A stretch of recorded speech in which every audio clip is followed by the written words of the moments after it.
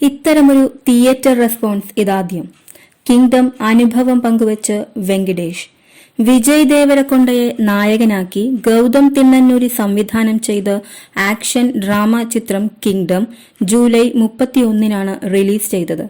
ചിത്രത്തിന്റെ ട്രെയിലർ റിലീസായപ്പോൾ തന്നെ സോഷ്യൽ മീഡിയകളിൽ വൈറലാണ് മലയാളി താരം വെങ്കിടേഷ്.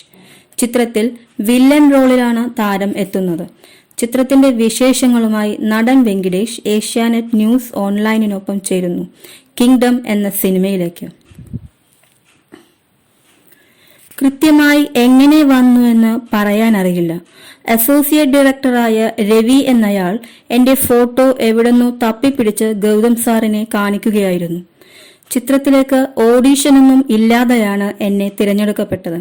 ഇത്രയും വലിയ ഒരു പ്രോജക്റ്റിൽ ഭാഗമാകാൻ സാധിച്ചത് തന്നെ വലിയ കാര്യമാണ്.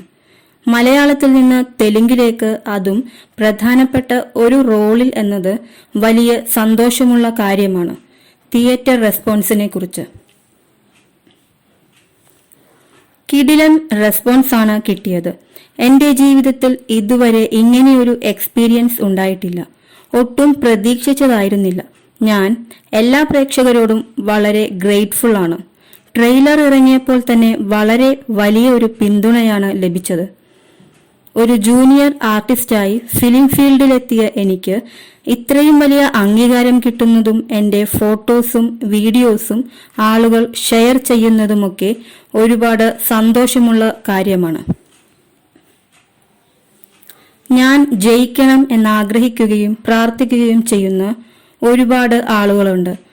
എന്റെ ഒരു സിനിമ തിയേറ്ററിൽ വരുന്നതും ആളുകൾ എന്റെ സീനുകൾക്ക് കൈയടിക്കുന്നതുമൊക്കെ ഞാൻ ഒരുപാട് ആഗ്രഹിച്ചിട്ടുള്ള ഒരു കാര്യമാണ്. അത് എനിക്ക് ഈ സിനിമയിലൂടെ കിട്ടിയെന്നുള്ളതിൽ സന്തോഷമുണ്ട്. ചിത്രത്തിലെ നെഗറ്റീവ് ഷെയ്ഡിനെ പറ്റി ഗൗതം സാറിന്റെ ഒരു ചിത്രത്തിലെ വില്ലൻ എന്ന് പറഞ്ഞാൽ അതൊരു സംഭവം തന്നെയാണ്. പുതുമയുള്ള അനുഭവമായിരുന്നു. എന്റെ ആദ്യത്തെ നെഗറ്റീവ് കഥാപാത്രമല്ല ഇത്. ഞാൻ തുടങ്ങിയത് വില്ലനിസം കൊണ്ടാണ്. സ്റ്റാൻഡപ്പ് എന്ന ചിത്രത്തിൽ നെഗറ്റീവ് കഥാപാത്രമായിരുന്നു. പ്രീസ്റ്റിൽ ചെറിയൊരു ടോക്സിക് സ്വഭാവമായിരുന്നു. തമിഴ് ചിത്രം റബലിലും വില്ലനായിരുന്നു. വേദ എന്ന ചിത്രത്തിൽ മാത്രമാണ് ഇത്തിരി നന്മ പരിപാടിയായി നിന്നത്.